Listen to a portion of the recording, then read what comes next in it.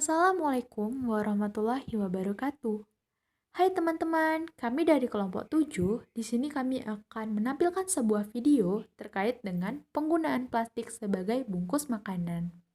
Stay tune ya, semoga membantu. Penggunaan plastik secara terus-menerus yang dilakukan masyarakat dapat menjadikan adanya ketergantungan masyarakat terhadap plastik. Ketergantungan masyarakat terhadap plastik dapat memberikan dampak negatif bagi kesehatan manusia ataupun lingkungan.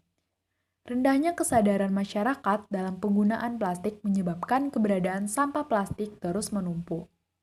Hal ini didasari oleh Deputi Pengendalian Pencemaran Negara Kementerian Lingkungan Hidup atau KLH tahun 2008 yang menyatakan bahwa sampah plastik yang dihasilkan setiap individu dalam sehari bisa mencapai 15% dari total 0,8 kg. Dengan diasumsikan bahwa total penduduk Indonesia bisa mencapai 220 juta penduduk, maka dalam sehari sampah plastik yang dihasilkan bisa mencapai 26.500 ton. Jumlah sampah plastik yang dihasilkan di Indonesia bisa mencapai 5,4 juta per tahun. Keberadaan sampah plastik mengalami peningkatan dan melebihi jumlah sampah kertas yang dihasilkan, di mana sampah kertas berjumlah 3,6 juta ton per tahun. 2. Risiko kesehatan yang dapat ditimbulkan. Sebagian besar jenis plastik mengandung bahan berbahaya, yang apabila masuk ke tubuh dalam jumlah tertentu dapat menimbulkan masalah pada kesehatan.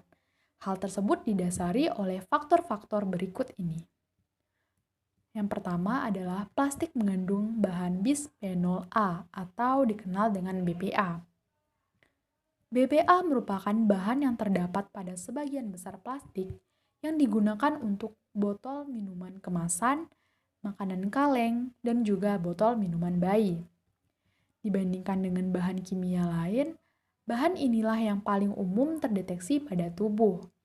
Ketika kita mengkonsumsi makanan yang dibungkus dengan plastik, bahan ini dapat masuk ke tubuh dan ikut serta dalam aliran darah. Apabila BPA terdapat di tubuh telah sampai dengan jumlah tertentu, bahan kimia ini dapat merusak fungsi hormon di tubuh, terutama hormon estrogen.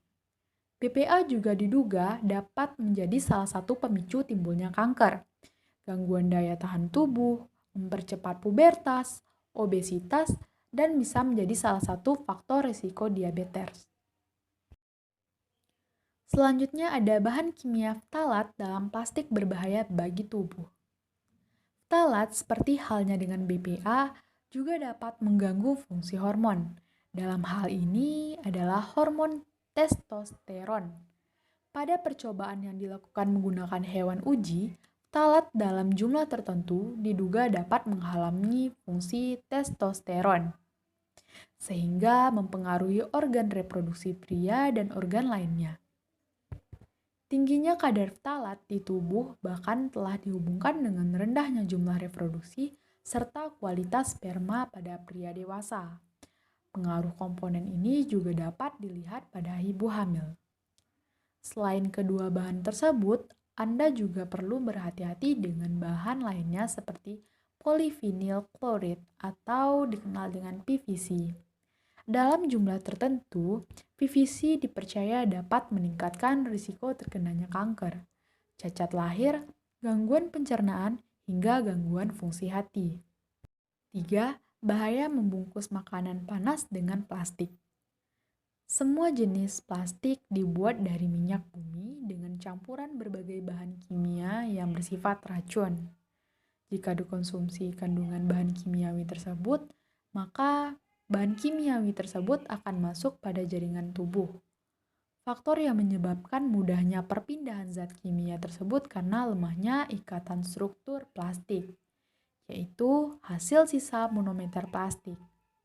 Migrasi sisa monomer plastik makin besar jika makanan yang dibungkus mengandung suhu tinggi, seperti kuah bakso, gorengan, makanan berlemak tinggi, ataupun makanan yang mengandung kadar asam tinggi.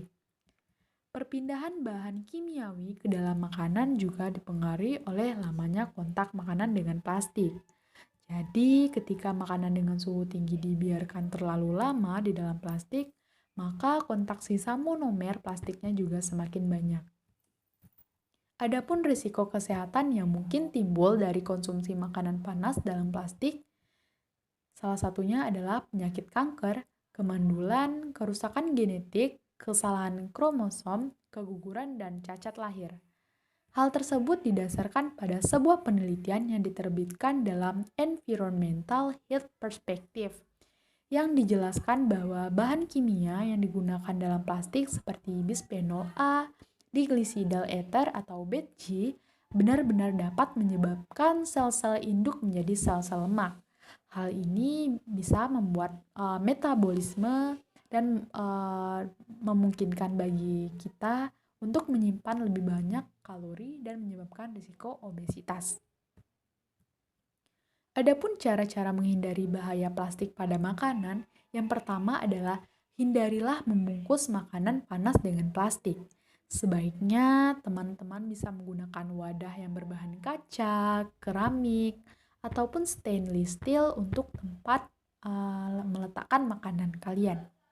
Yang kedua, jangan menggunakan plastik ketika memanaskan makanan dengan menggunakan oven microwave, terutama plastik yang dibuat dari PVC atau PS.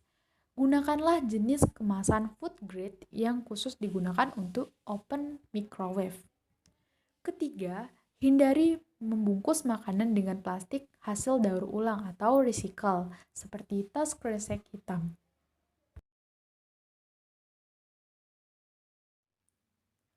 4. Kode plastik yang aman untuk makanan. Kode pertama itu adalah PT atau PET, di mana PT atau PET itu adalah polyethylene terephthalate atau PT atau PET. Ini merupakan salah satu plastik yang paling banyak diproduksi di dunia. Plastik ini biasanya diolah menjadi polyester pada botol air minum. PET ini biasanya digunakan sebagai kemasan soft drink, air mineral, wadah saus, dan botol minyak sayur.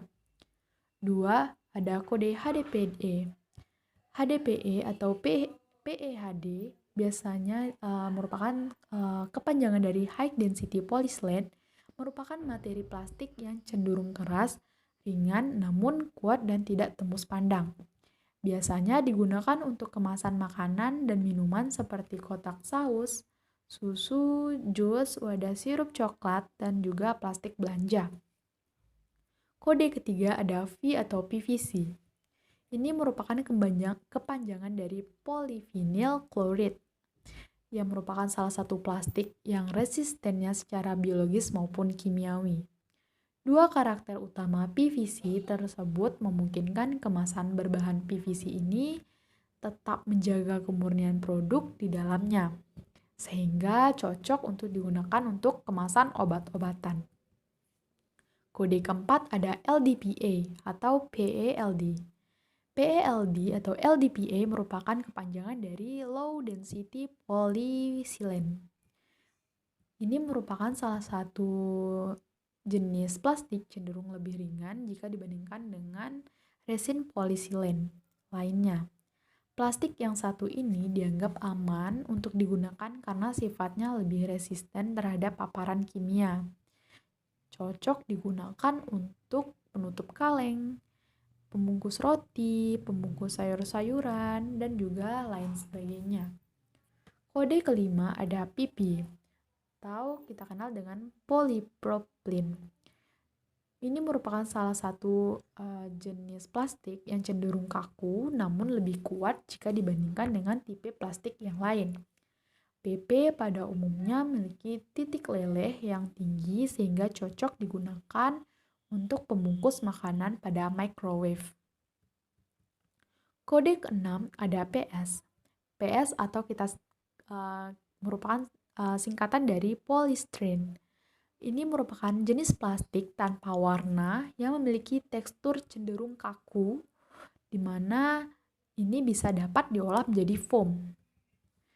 Plastik PS ini biasanya digunakan untuk membuat sendok, garpu, plastik, dan juga gelas plastik, bahkan karton telur. Kode ketujuh ada otter. Otter merupakan simbol angka 7, yang dimana ini merupakan salah satu jenis plastik yang belum masuk ke dalam 6 kategori, di mana ini digunakan sebagai bahan baku galon, botol saus, dan juga penutup gelas kopi. Yang terakhir ada cara meminimalisir penggunaan plastik untuk menyelamatkan bumi kita. Yang pertama dengan cara membawa botol isi ulang. Hal ini merupakan salah satu cara yang paling efektif dengan mengurangi plastik dalam kehidupan sehari-hari. Yang kedua, jangan gunakan sedotan plastik. Setiap memesan minuman, pikirkanlah kembali apakah sedotan itu benar-benar dibutuhkan atau tidak. Jika butuh, maka para penggunanya bisa menggantikan sedotan plastik tersebut dengan bahan yang lain seperti stainless dan juga kaca. Ketiga, hindari kemasan makanan yang berlebihan.